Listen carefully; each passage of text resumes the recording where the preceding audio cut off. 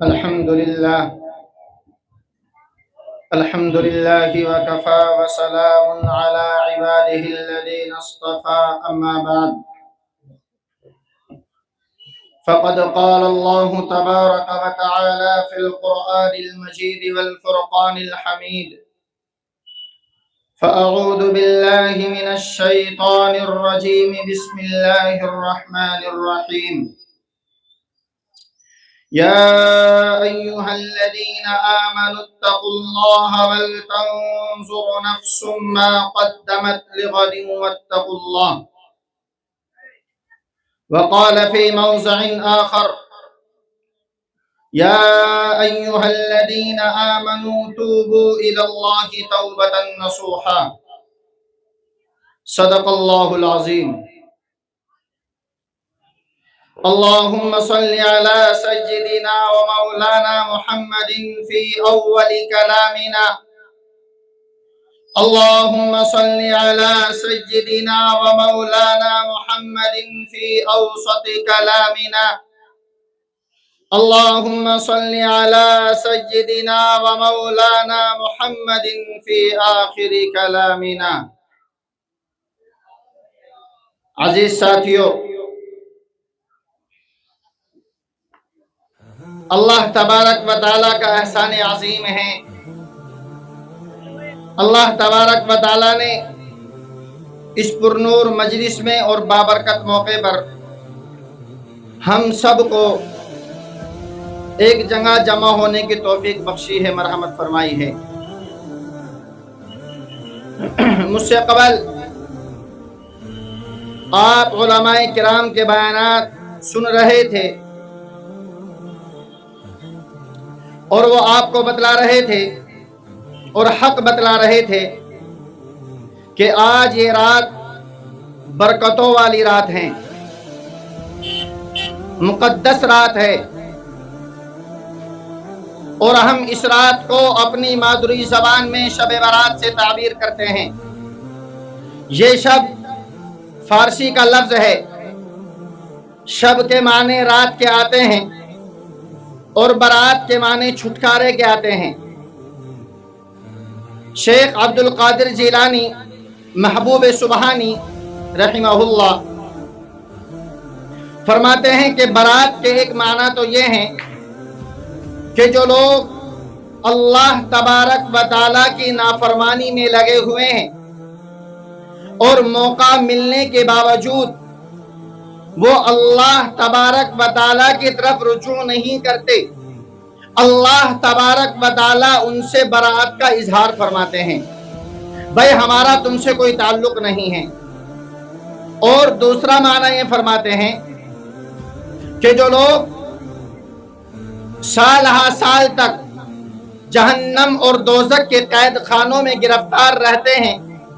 تو اس بابرکت اور مقدس رات میں اللہ تبارک و تعالیٰ ان لوگوں کو جہنم سے بری فرما دیتے ہیں۔ اور شریعت کی نگاہ میں اس رات کا نام لیلۃ النصف من شعبان ہے، لیلۃ النصف من شعبان، یہ شریعت کی نظر میں اس کا ایک نام ہے۔ اور آقائے نامدار صلی اللہ علیہ وآلہ وسلم نے ارشاد فرمایا اذا كانت ليلة النصف من شعبان فقوموا ليلها وصوموا نهارها۔ حضرت علی رضی اللہ عنہ روایت کر رہے ہیں، وہ راوی اول ہیں۔ حضور اقدس صلی اللہ علیہ وآلہ وسلم نے ارشاد فرمایا اے لوگو اذا كانت ليلة النصف من شعبان، جب شعبان کی نصف رات آ جائے، آدھا شعبان گزرنے کے بعد جو رات آتی ہے، فرمایا فقوموا لیلہا وصوموا نہارہا، تو اس کی رات میں قیام کرنا اور اس کے دن کو روزہ رکھنا۔ اور فرمایا فَإِنَّ اللَّهَ عَزَّ وَجَلَّ يُنَزِّلُ فِيهَا لِغُرُوبِ الشَّمْسِ إِلَى سَمَاءِ الدُّنْيَا، کہ اللہ تبارک و تعالی سورج کے غروب ہوتے ہی اس رات میں آسمان دنیا پر تشریف لے آتے ہیں، اور فیقول، اور اللہ تبارک و تعالی منادی بن جاتے ہیں اور ندا لگاتے ہیں، فرماتے ہیں ہے کوئی استغفار طلب کرنے والا کہ میں اس کی مغفرت کروں؟ فرمایا کہ اللہ تبارک و تعالیٰ یہ بھی منادی لگاتے ہیں، ہے کوئی رزق کا طالب، ہے کوئی رزق طلب کرنے والا کہ میں اسے رزق عطا کر دوں؟ اور فرمایا اللہ تبارک و تعالیٰ یہ بھی منادی لگاتے ہیں کہ اللہ تبارک و تعالیٰ فرماتے ہیں، ہے کوئی مصیبت میں گرفتار، ہے کوئی بلاؤں میں گرفتار، ہے کوئی پریشانی میں گرفتار کہ میں اسے پریشانیوں سے چھٹکارا دے دوں، اسے میں مصیبتوں سے، اسی مصیبتوں کی گرفتاری سے چھٹکارا دے دوں؟ فرمایا الا کدا الا کدا الا کدا حتی تغرب یطلع الفجر۔ فرمایا اسی طریقے سے اللہ تبارک و تعالی یہی منادی لگاتے رہتے ہیں یہاں تک کہ صبح صادق طلوع ہو جاتی ہے۔ میرے عزیزوں، یہ بابرکت رات اور مقدس رات ہے۔ حضرت امی عائشہ صدیقہ طیبہ طاہرہ رضی اللہ تعالی عنہ فرماتی ہے کہ آقا نامدار صلی اللہ علیہ وآلہ وسلم میرے حجرے مبارک میں آرام فرما تھے۔ رات کا وقت تھا، میری آنکھ کھلی تو میں نے اپنے بستر کو ٹٹولا، میں دیکھنا چاہیے رہی تھی کہ حضور اقدس صلی اللہ علیہ وآلہ وسلم میرے آنکھوں کا نور، میرے دل کا سرور، میرے سرتاج میرے پاس موجود ہے کہ نہیں۔ لیکن فرماتی ہے جب میں نے بستر کو ٹٹولا تو حضور کو غائب پایا، میں کچھ اور سمجھ بیٹھی، لیکن بعد میں پتا چلا حضور اکرم صلی اللہ علیہ وآلہ وسلم تو کسی دوسرے کام میں مشغول تھے۔ جب میں نے حضور کو آدھی رات میں اپنے بستر میں نہ پایا تو میں ڈر گئی، اور میں کیا مجھے ڈر لگا، میں نے سوچا کہ حضور اقدس صلی اللہ علیہ وآلہ وسلم آج کی اس رات میں کہیں میری شوتن کے پاس تو نہ چلے گئے ہو، کہیں اپنی دوسری ازواج کے پاس تو نہ چلے گئے ہو۔ میں حضور اکرم صلی اللہ علیہ وآلہ وسلم کے قدموں کے پیچھے چلتی رہی تو دیکھتی کیا ہوں کہ حضور اقدس صلی اللہ علیہ وآلہ وسلم جنت البقیع میں تشریف فرما ہے، اور اللہ کے سامنے رو رو کر، گڑ گڑا کر اللہ سے دعائیں کر رہے ہیں۔ دعا سے فارغ ہوئے اور فرمایا عائشہ کیا تم یہ سمجھ رہی تھی کہ اللہ اور اس کا رسول تم پر ظلم کرے گا؟ فرمایا نہیں یا رسول اللہ، مجھے تو بس یہ غم لاحق ہو گیا تھا کہ باری میری تھی، نمبر میرا تھا، کہیں ایسا نہ ہو کہ حضور آج دوسری ازواج کے پاس چلے جائے۔ حضور اقدس صلی اللہ علیہ وآلہ وسلم نے ارشاد فرمایا عائشہ تم جانتی بھی ہو یہ کون سی رات ہے؟ امی عائشہ نے فرمایا یا رسول اللہ آپ بھی ارشاد فرمائیے۔ آقا نامدار صلی اللہ علیہ وآلہ وسلم نے ارشاد فرمایا آج برکت والی رات ہے، آج رحمت والی رات ہے، آج مغفرت والی رات ہے۔ اللہ تبارک و تعالیٰ کی طرف سے اس رات میں مغفرت کے فیصلے ہوتے ہیں، اور فرمایا اللہ تبارک و تعالیٰ اتنے گنہگاروں کی اس مبارک رات میں مغفرت فرماتے ہیں۔ جس طریقے سے قبیلہ بنی کلب کے اندر جتنی بھی بکریاں ہیں اور ان بکریوں کے جسموں پر جتنے بھی بال ہیں، اللہ تبارک و تعالیٰ ان بکریوں کے بالوں سے زیادہ گنہگاروں کی مغفرت فرماتے ہیں۔ بتائیں کیا کوئی ایک بکری کے بال گن سکتا ہے؟ چہ جائے کہ ایک قبیلہ ایسا ہو جس میں بکریوں کا ریوڑ مکمل طور پر موجود ہو اور پورا عرب اس قبیلے کی مثال دیتا ہو، حضور نے فرمایا کہ اس سے زیادہ، ان بالوں سے زیادہ اللہ تبارک و تعالیٰ گنہگاروں کی مغفرت فرماتا۔ اس لیے میرے عزیزوں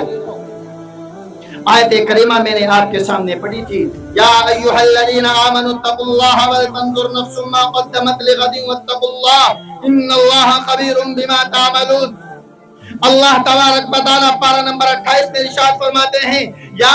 ایھا الذین آمنوا اتقوا اللہ ولتنظر نفس ما قدمت، اے ایمان والو اپنے نفس کا محاسبہ کرو، دیکھو تم نے کل آگے کے لیے کیا بھیجا ہے، اور اللہ سے ڈرتے رہو، یقین جانو اللہ باخبر ہے تمہارے اعمال سے۔ میرے عزیزو، اللہ تبارک و تعالیٰ سے ڈرنے کا مطلب صرف یہ نہیں کہ آپ 5 وقتہ مسجد میں حاضری دیتے رہے یا آپ صف اول کے نمازی بن جائے، بلکہ مفسرین فرماتے ہیں یا ایھا الناس اتقوا ربکم ان زلزلۃ الساعۃ شیء عظیم، پارہ نمبر 17۔ اللہ فرماتے ہیں اپنے پروردگار سے ڈرو، یقیناً قیامت کا زلزلہ بڑا خطرناک ہے۔ مفسرین فرماتے ہیں اللہ تبارک و تعالیٰ سے ڈرنے کا مطلب یہ ہے کہ تم گھر میں بیٹھے ہوئے بھی ڈرو، راستے میں چلتے ہوئے بھی ڈرو، سودا سرب بیچتے ہوئے خریدتے ہوئے بھی ڈرو، نظروں کی حفاظت کرتے ہوئے چلو، دوسروں کی بہن بیٹیوں پر نظر ڈالتے ہوئے بھی ڈرو۔ یہ نہ ہو کہ اپنی بہنوں کی عزت تم کو پیاری ہو، اپنی بیویوں کی عزت تو تم کو پیاری ہو، اپنی ماں کی عزت تو تم کو پیاری ہو، مگر تم دوسروں کی بہنوں کی عزت کرنے کے پیچھے لگے ہوئے ہو۔ فرمایا جب تم دوسروں کی بہنوں کو گلیوں میں، کوچوں میں، سڑکوں میں، بازاروں میں، رستوں میں دیکھ رہے ہو، اس وقت بھی اللہ سے ڈرو۔ جب تم سامان بیچ رہے ہو، جب بھی تم اللہ سے ڈرو۔ سودے کی خرید و فروخت کر رہے ہو، تم اس وقت بھی اللہ سے ڈرو۔ ہر وقت، صبح بھی ڈرو، شام بھی ڈرو، دن میں بھی ڈرو، رات میں بھی ڈرو، ہر وقت اللہ سے ڈرو۔ یا ایھا الذین آمنوا اتقوا اللہ، اللہ سے ڈرتے رہو، ہر وقت ہر حال میں اللہ سے ڈرتے رہو۔ میرے نبی کریم صلی اللہ علیہ وآلہ وسلم نے ہمیں صرف نمازیں پڑھ کر نہیں دکھائی کہ آپ مسجد میں امام بنے یا آپ کے صحابہ مسجد میں مقتدی بنے۔ آپ نے نمازیں صرف پڑھ کر نہیں دکھائی، بلکہ پوری زندگی حضور اقدس صلی اللہ علیہ وآلہ وسلم ہمارے سامنے رکھ کر کے چلے۔ حضور اقدس صلی اللہ علیہ وآلہ وسلم نے پوری زندگی ہمیں گزار کر کے دکھلائی ہے، ازدواجی زندگی بھی گزار کر کے دکھلائی ہے، آپ نے تجارت والی زندگی بھی ہمیں گزار کر کے دکھلائی ہے۔ آپ مسجد کے امام ہیں یا صحابہ مسجد کے مقتدی ہے، اپنے مقتدیوں کے ساتھ کیا سلوک کرنا ہے، اپنے بچوں کے ساتھ کیسا معاملہ کرنا ہے، یا اسی طریقے سے دوست و احباب کے ساتھ کیسا سلوک کرنا ہے۔ آپ شادی شدہ ہے، اپنی بیویوں کے ساتھ کیسا معاملہ کرنا ہے۔ اگر آپ کی بیوی عمر میں آپ سے بڑی ہے تو آپ کو اپنی اس بڑی عمر کی بیوی کے ساتھ کیا معاملہ کرنا ہے۔ آپ کی بیوی عمر میں آپ سے چھوٹی ہے تو آپ کو چھوٹی عمر والی بیوی کے ساتھ کیا معاملہ کرنا ہے۔ اللہ کے نبی صلی اللہ علیہ وآلہ وسلم نے کواری عورتوں سے نکاح کر کے دکھلایا ہے، امت کو سکھلایا ہے۔ بیوہ عورتوں سے نکاح کر کے دکھلایا ہے، امت کو سکھلایا ہے۔ حضور اقدس صلی اللہ علیہ وآلہ وسلم نے نبوت کے بعد کی زندگی بھی جی کر کے امت کو سکھلائی ہے، اور نبوت سے پہلے والی زندگی بھی جو 40 سالہ زندگی ہے وہ بھی حضور اقدس صلی اللہ علیہ وآلہ وسلم نے ہم کو دکھلائی ہے، بتلائی ہے، سمجھائی ہے کہ اس طریقے سے تمہیں زندگی گزارنی۔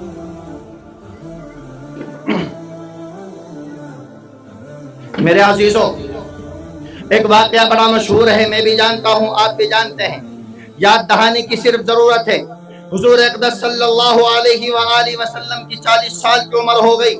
اللہ کے نبی صلی اللہ علیہ وآلہ وسلم آج 40 سال کے ہو گئے۔ آج 40 سال سے پہلے کبھی بھی اللہ کے نبی صلی اللہ علیہ وآلہ وسلم پر وحی نازل نہیں ہوئی تھی، کھلم کھلا تبلیغ کا حکم نہیں ہوا تھا۔ مگر جب 40 سال کی عمر گزر گئی، اللہ کے نبی صلی اللہ علیہ وآلہ وسلم کو حکم مل رہا ہے، یا ایھا الرسول بلغ، اے رسول آپ تبلیغ کیجئے، لوگوں میں کھلم کھلا اعلانیہ تبلیغ کیجئے۔ اللہ کے نبی صلی اللہ علیہ وآلہ وسلم کوہ صفا پر تشریف لے گئے اور اس صفا نامی پہاڑی پر چڑھ کر کے فرمایا، یا ایھا الناس، اے لوگو سب کے سب جمع ہو جاؤ۔ اللہ کے نبی صلی اللہ علیہ وآلہ وسلم کی عمر تقریباً 40 سال ہے، اور 40 سال تک اللہ کے نبی صلی اللہ علیہ وسلم نے کبھی اعلانیہ تبلیغ نہیں کی، لوگوں کو دین کی دعوت نہیں دی اعلانیہ طور پر۔ دیکھو جو پیغمبر ایک قبیلے کے لیے آیا یا ایک خطے کے لیے آیا، ایک علاقے کے لیے آیا،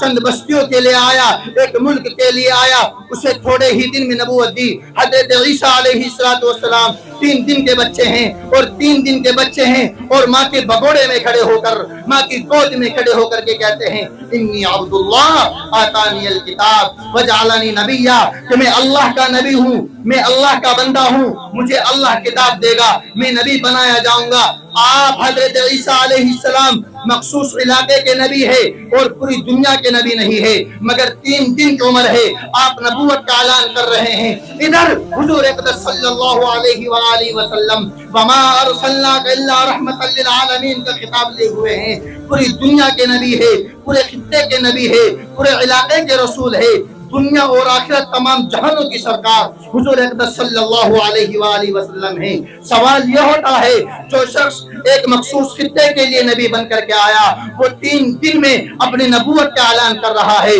اور جو شخص پوری دنیا کے لیے قیامت کی صبح تک نبی بن کر کے آیا اسے 40 سال تک بولنے کی اجازت نہیں۔ کیا معاملہ ہے؟ اللہ ہی اپنی حکمتوں سے واقف ہے، مگر جہاں ہم گنہگاروں کی نظر جاتی ہے وہ یہ ہے کہ اگر پیغمبر صلی اللہ علیہ وآلہ وسلم شروع ہی میں اعلان کر دیتے تو ہو سکتا تھا لوگ کچھ اعتراض کر بیٹھتے، مگر حضور اقدس صلی اللہ علیہ وآلہ وسلم کی عمر 40 سال ہے، گویا کہ اللہ کے نبی صلی اللہ علیہ وآلہ وسلم جب نبوت کا اعلان کریں گے تو لوگ دیکھیں گے، ایک طرف حضور کہیں گے کہ لوگوں دوسروں کی بیٹیوں کی عزت کی حفاظت کرو، ایک طرف آپ کی 40 سالہ زندگی کو دیکھا جائے گا کہ آپ نے ان 40 سالہ زندگی میں لوگوں کی بیٹیوں کی عزت کی حفاظت کی ہے کہ نہیں کی۔ ایک طرف حضور ارشاد فرمائیں گے کہ لوگوں عورتوں کو بری نظروں سے نہ دیکھو، جنونی نظروں سے نہ دیکھو، گری ہوئی نظروں سے نہ دیکھو۔ جب یہ اعلان نبوت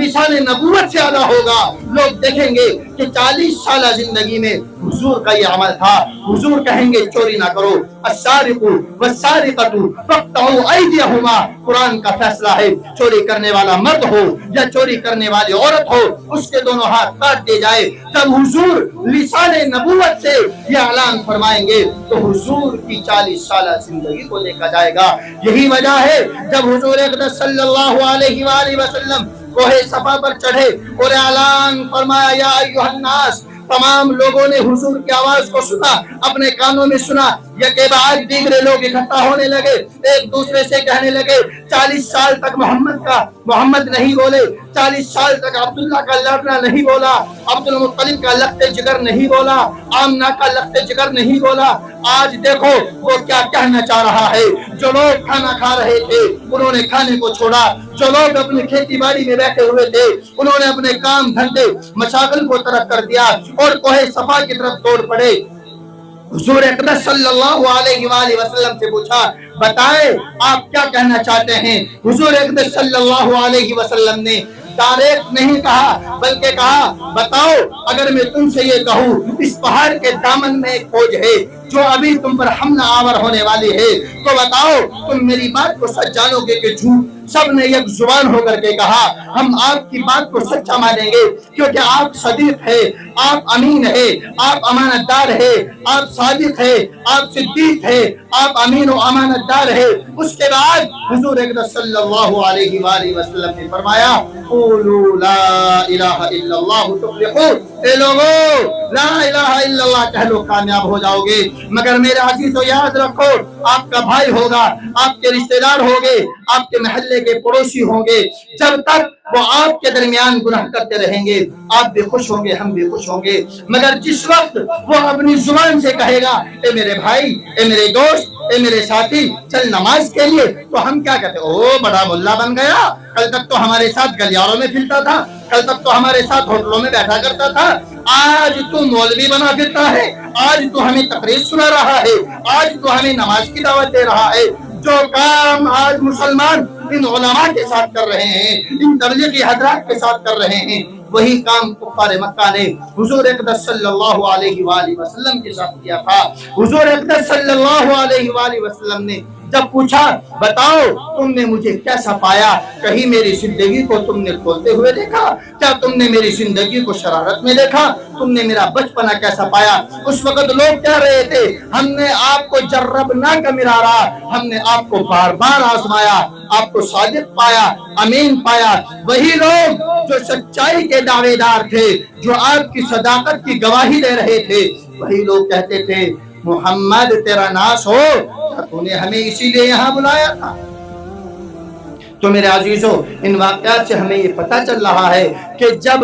بھی کوئی بندہ دین کی دعوت لے کر کے کھڑا ہوگا، اس کا مشن دین کو دنیا میں پھیلانے کا ہوگا، تو سب سے پہلے مخالفت اپنے گھر سے۔ سب جانتے ہیں۔ تو الغرض میں عرض کر رہا تھا، یا ایھا الذین آمنوا اتقوا اللہ ولتنظر، اے لوگوں اپنے نفس کا محاسبہ کرو، محاسبہ نفس کرتے رہو، دیکھو تم نے آگے کے لیے کیا بھیجا ہے۔ آپ لوگ یہاں پر بیٹھے ہوئے ہیں، کس یقین کے ساتھ بیٹھے ہوئے ہو، کس ایمان کے ساتھ بیٹھے ہوئے ہو۔ آپ لوگ 5 وقتہ مسجد میں نمازیں پڑھتے ہو کہ نہیں پڑھتے ہو، رمضان آتا ہے روزے رکھتے ہو کہ نہیں رکھتے ہو، زکوٰۃ دیتے ہو کہ نہیں دیتے ہو، یتیموں کا سہارا بنتے ہو کہ نہیں بنتے ہو، غریبوں کی یتیم پرورش کرتے ہو کہ نہیں کرتے ہو، یتیموں کا سہارا بنتے ہو کہ نہیں بنتے ہو۔ اگر ہم میں سے کوئی بھی ظالم ہوگا تو ہم اپنے ظلم کو آگے بھیج رہے ہیں، اور اگر ہم ظالم کا ساتھ دینے والے نہ ہو، یعنی کہ مظلوم کی مدد کرنے والے ہو، یعنی کہ ہم اپنی نمازوں کو آگے بھیج رہے ہو، اپنے روزے کو آگے بھیج رہے ہو، ہم اپنی زکوٰۃ کو آگے بھیج رہے ہو، تو یاد رکھو ہم اپنی اچھی چیز اور اچھے اعمال آگے بھیج رہے ہیں۔ یاد رکھو جو شخص اپنے نفس کا محاسبہ نہیں کرتا وہ یقیناً کامیاب نہیں ہو سکتا۔ جس طریقے سے ایک دودھ بیچنے والا صبح سے لے کر شام تک دودھ فروخت کر رہا ہے،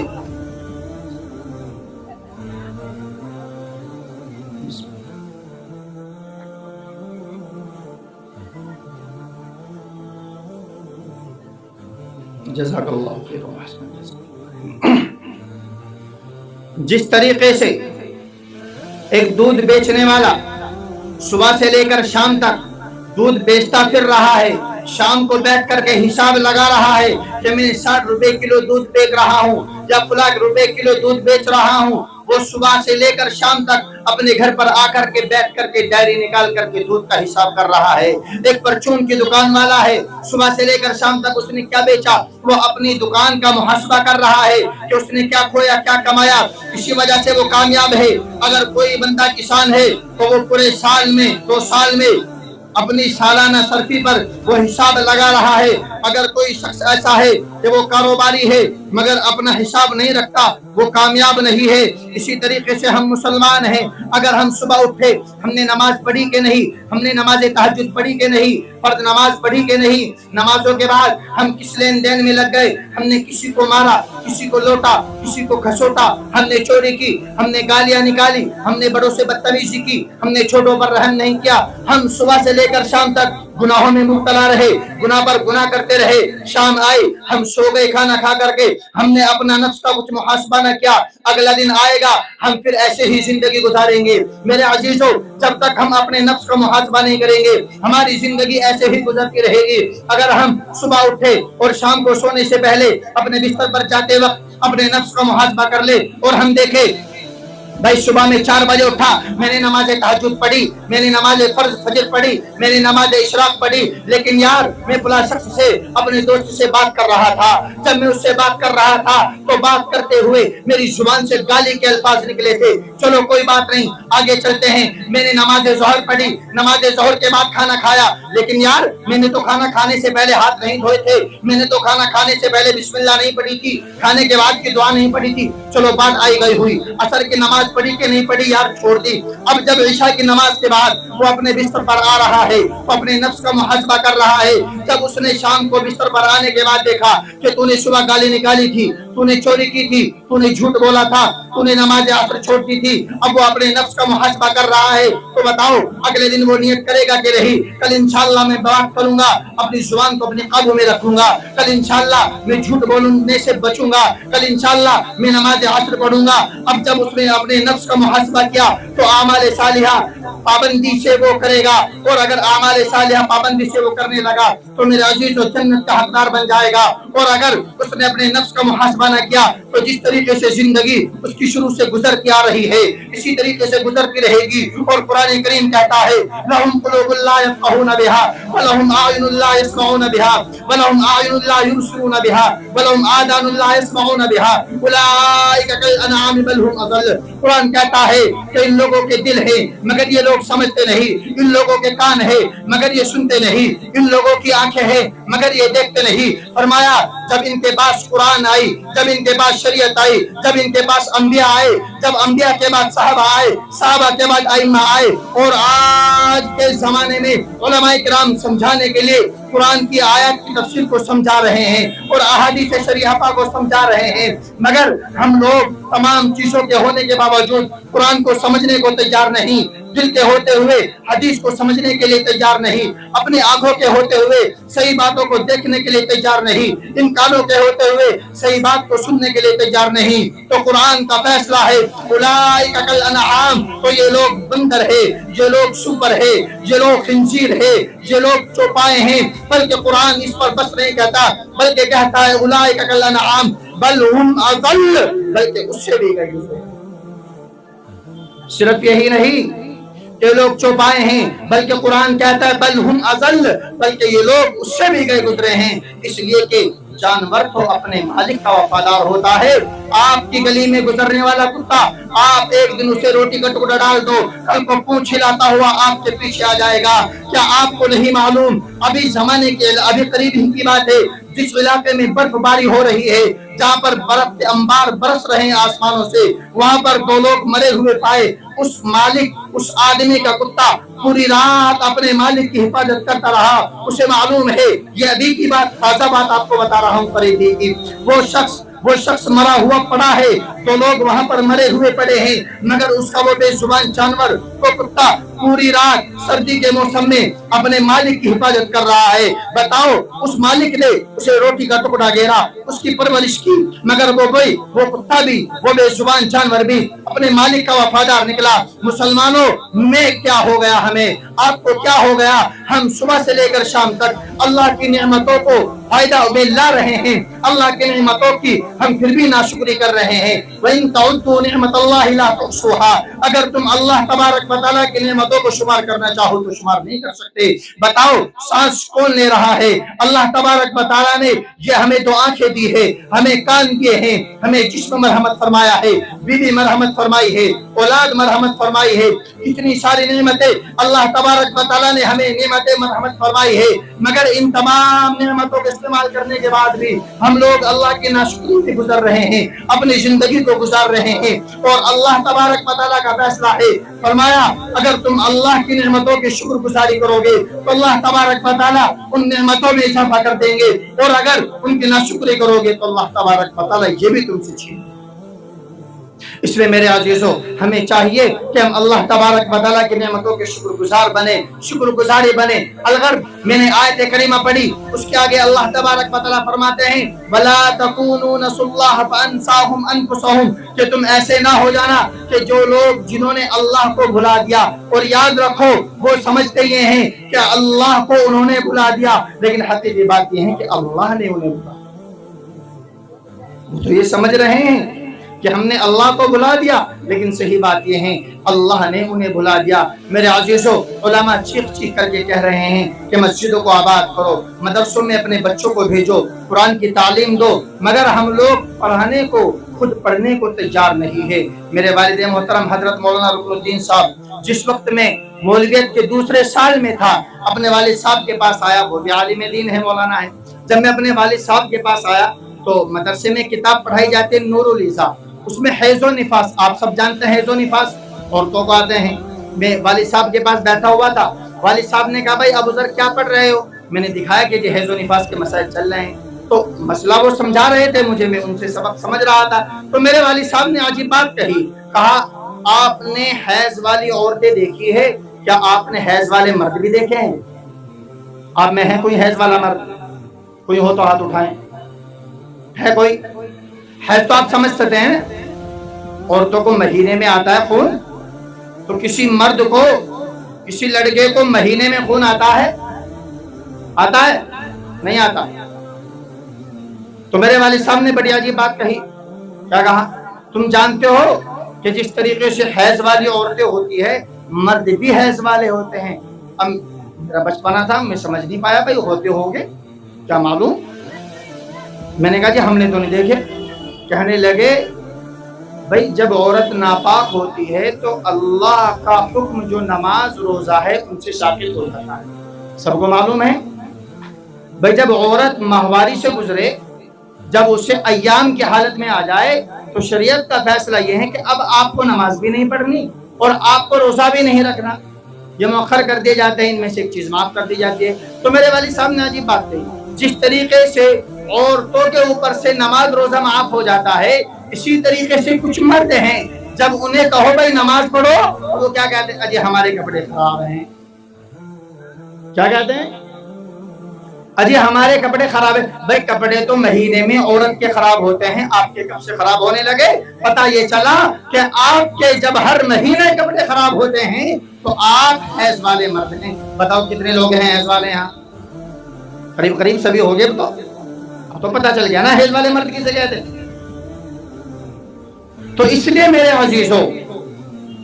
جب قرآن کی مقدس آیات ہمارے سامنے آ گئی، احادیث شریفہ ہمارے سامنے آ گئی، اور بتانے والے سمجھانے والے ہمارے پاس آ گئے، اب ہمیں چاہیے کہ ہم قرآن کریم پر مکمل طور پر عمل پیرا ہو جائے۔ اور فرمایا قل ان کنتم تحبون اللہ فاتبعونی یحببکم اللہ ویغفر لکم۔ اللہ تبارک و تعالی حضور اقدس صلی اللہ علیہ وآلہ وسلم سے ارشاد فرماتے ہیں، اے پیغمبر آپ اعلان کر دیجئے ان کنتم تحبون اللہ، اگر تم چاہتے ہوئے ہو کہ اللہ تم سے محبت کرے تو حضور نے فرمایا پھر میری اطاعت کرو۔ اگر تم میری اطاعت کرو گے تو اللہ تبارک و تعالیٰ تم سے محبت فرمائیں گے، اور اگر تم اللہ تبارک و تعالیٰ کی بھیجی ہوئی شریعت اور حضور اقدس صلی اللہ علیہ وآلہ وسلم کی لائی ہوئی شریعت پر عمل کرنے میں کچھ کمی کوتاہی کر بیٹھے تو فرمایا اللہ تبارک و تعالیٰ تمہاری بخشش بھی فرما دیں گے، تمہاری مغفرت۔ دوسری آیت کریمہ میں نے جو تلاوت کی تھی، اللہ تبارک و تعالیٰ اس آیت کریمہ میں ارشاد فرماتے ہیں، یا ایھا الذین آمنوا توبوا الی اللہ توبۃ نصوحا، اے ایمان والو اللہ کے حضور پکی سچی توبہ کرو، عسى ربکم ان یکفر عنکم سیئاتکم ویغفر لکم جنات تجری من تحتها الانہار، قریب ہے کہ اللہ تبارک و تعالی تم سے تمہارے گناہوں کو معاف فرما دے، تم سے تمہارے گناہوں کو دور کر دے، اور تمہیں ایسے باغات میں داخل کر دے جن کے نیچے نہریں جاری ہوگی۔ یوم لا یخزی اللہ النبی والذین آمنوا معہ، اس دن اللہ تبارک و تعالی نبی کو اور ان کے ساتھ ایمان لانے والے کو رسوا نہیں کریں گے۔ یقولون ربنا اتمم لنا نورنا واغفر لنا انک علی کل شیء قدیر، وہ لوگ اس دن کہہ رہے ہوں گے ربنا اتمم لنا، کہ ہمارے پروردگار آپ ہمارے لیے ہمارے نور کو مکمل کر دیجئے، یقیناً آپ ہر چیز پر قادر ہیں۔ جو لوگ اللہ کے حضور پکی سچی توبہ کرتے ہیں، حضرت عمر بن خطاب رضی اللہ عنہ فرماتے ہیں کہ توبوا الی اللہ توبۃ نصوحا، کہ اللہ کے حضور پکی سچی توبہ کرو۔ اس آیت کا مطلب یہ ہے کہ بندے سے کوئی گناہ ہو جائے پھر وہ بندہ توبہ کر لے، اور توبہ کر لینے کے بعد کبھی بھی اس گناہ کی طرف نہ لوٹے اور اس گناہ کا خیال کبھی بھی اس کی طرف نہ آئے۔ اگر کوئی بندہ توبہ کرتا ہے اور توبہ کر لینے کے بعد گناہ کا خیال اس کے دل میں نہیں آتا، وہ گناہ دوبارہ نہیں کرتا، تو سمجھو اس شخص نے اللہ کے حضور پر کسی قل یا عبادی الذین اسرفوا علی انفسہم لا تقنطوا من رحمت اللہ، میں نے شروع میں عرض کیا تھا آج برکت والی رات ہے، آج مغفرت والی رات ہے، آج اللہ کا منادی اعلان کر رہا ہے الا من مستغفرین، کیا ہو استغفار طلب کرنے والا کہ ہم اس کی مغفرت کریں۔ اسی آیت اور اسی حدیث کو سامنے رکھتے ہوئے قل یا عبادی الذین اسرفوا علی انفسہم لا تقنطوا من رحمت اللہ ان اللہ یغفر الذنوب جميعا انہ هو الغفور الرحیم۔ میرے عزیزوں، ہرگز ہرگز یہ مت سمجھنا کہ ہم تو بہت بڑے گنہگار ہیں، ہم تو بہت بڑے خطا کار ہیں، پوری زندگی گناہوں میں ہم نے لٹا دی، پوری زندگی گناہوں میں ہم نے خرچ کر دی۔ ہرگز یہ نہ سمجھنا، اللہ تبارک و تعالیٰ فرماتے ہیں اے پیغمبر آپ لوگوں سے کہیے یا عبادی الذین اسرفوا علی انفسہم لا تقنطوا من رحمت اللہ، وہ لوگ جنہوں نے اپنی جانوں پر ظلم کر رکھا ہے، اپنے ہاتھوں سے اپنی جانوں پر ظلم کر رکھا ہے، فرمایا لا تقنطوا من رحمت اللہ، وہ اللہ کی رحمت سے نا امید نہ ہونا، وہ اللہ کی رحمت سے مایوس نہ ہونا، ان اللہ هو الغفور الرحیم، فرمایا اللہ تبارک و تعالیٰ ان کے تمام گناہوں کو بخش دیں گے، اس لیے کہ اللہ بڑے بخشنے والے بڑے رحم دل۔ اس لیے میرے عزیزوں، اگر کوئی گنہگار شخص، ایک شخص ہے باپ کا نافرمان ہے اور کافی ٹائم تک باپ کی نافرمانی کرتا رہا، باپ کی نافرمانی پر نافرمانی کر رہا ہے، مگر آج شب برات والی رات ہے، اس کے دل میں خیال آیا کسی عالم دین کا بیان سن کر کے یار اپنے والد صاحب سے معافی مانگ لوں، اپنی والدہ کو راضی کر لوں، اپنے والدین کے پاس پہنچا ان کو منانے کے لیے۔ میرے عزیزوں، یہ بوڑھا باپ کتنی شفقت کا مارا، کتنی محبت کا مارا اپنے اس نافرمان لڑکے کو معاف نہ کرے گا تو اور کیا کرے گا؟ مگر جب یہ بوڑھا باپ اپنی اولاد کو معاف کرتا ہے تو تانا دے کر کے معاف کرتا ہے، کہتا ہے کہ ٹھیک ہے میں نے تجھے معاف تو کر دیا، مگر فلاں موقع پر تو نے میرا دل دکھایا تھا، فلاں موقع پر تو نے میرے دل آزاری کی تھی، مگر اللہ تبارک و تعالیٰ وہ ہے جب اس کا گنہگار بندہ، اللہ کا گنہگار بندہ اللہ کے حضور حاضری دیتا ہے تو اللہ تبارک و تعالیٰ اس کو تانا بھی نہیں دیتے، معاف فرما دیتے ہیں۔ حدیث قدسی ہے، اللہ کے نبی صلی اللہ علیہ وآلہ وسلم نے ارشاد فرمایا جب کوئی بڑا گنہگار اللہ کے حضور آتا ہے اور اللہ کے سامنے سر بسجود ہو جاتا ہے، اللہ سے معافی مانگتا ہے تو وہ استغفار کرتا ہے تو اللہ کے نبی صلی اللہ علیہ وآلہ وسلم نے ارشاد فرمایا، اللہ تبارک و تعالیٰ فرماتے ہیں یہ بڑا گنہگار میں اس کی جوانی کو جانتا ہوں، میں اس کے بڑھاپے کو جانتا ہوں، میں اس کی پوری زندگی کو جانتا ہوں، پوری زندگی کو میں اس کی جانتا ہوں، میں اس کی جوانی کو جانتا ہوں، اس کے بڑھاپے کو جانتا ہوں، بتاؤ اسے معاف نہ کرو تو کیا کروں، اسے معاف نہ کرو تو یہ کیا کروں؟ اللہ تبارک و تعالیٰ اس بڑے گنہگار کی اس وقت بھی مغفرت فرماتے ہیں۔ دیکھو آج زندگی کی شام ہو گئی، یاروں نے بھی منہ موڑ لیا، اولاد بھی بے پرواہی کر گئی، اولاد بھی نافرمانی میں چلی گئی، اور سب سے بڑا حادثہ یہ ہوا کہ آج اس کی جیب خالی ہو گئی۔ اللہ تبارک و تعالیٰ اس موقع پر بھی اس بندے کی، اس بوڑھے گنہگار کی مغفرت فرماتے ہیں۔ اس لیے میرے عزیزوں ہمیں چاہیے کہ آج مقدس رات میں، اپنی برکت والی رات میں اللہ کے حضور توبہ کریں، اللہ کے حضور توبہ کریں، اس لیے کہ حضور اکرم صلی اللہ علیہ وآلہ وسلم نے ارشاد فرمایا اگر تم گناہ کرو اور اتنے گناہ کرو کہ تمہارے گناہ آسمان تک پہنچ جائے، ثم تاب لتاب اللہ علیکم، اتنے گناہ ہونے کے بعد اگر تم اللہ کے حضور توبہ کرو گے تو اللہ تبارک و تعالیٰ تمہاری ضرور توبہ قبول فرمائیں گے۔ اس لیے میرے عزیزو اس مقدس رات میں ہم توبہ استغفار کا اہتمام کریں، اللہ کہنے سننے سے زیادہ عمل سمجھ کے توفیق عطا فرمائے۔ وآخر دعوانا ان الحمدللہ۔